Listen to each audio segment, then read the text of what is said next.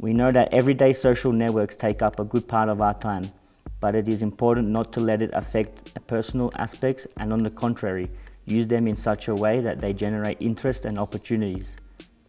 LinkedIn is one of those social networks with productive personality linked to the professional world that allows to relate jobs and personal brands. With a presence in more than 200 countries, it relates commercial users and professionals who seek to promote themselves. Initially, you should create an account, register professional data as you would put in your resume.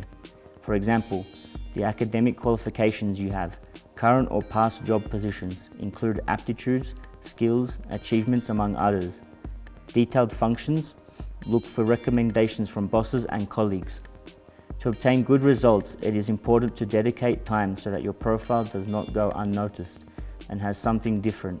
Being a visual profile, it is very important to concentrate the most relevant information at the top.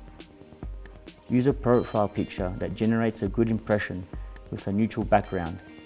Write a headline that reflects your identity as a professional.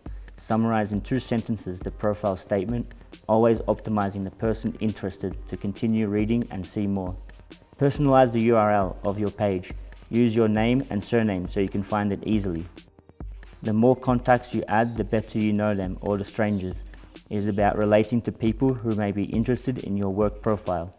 Along with your profile photo, on the right you will see options to configure privacy. It is recommended that it be public so that more people can find your profile and make an offer. It is important to record contact information, either cell phone number or email.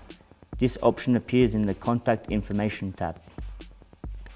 Your presence in the social network can be optimized with other applications.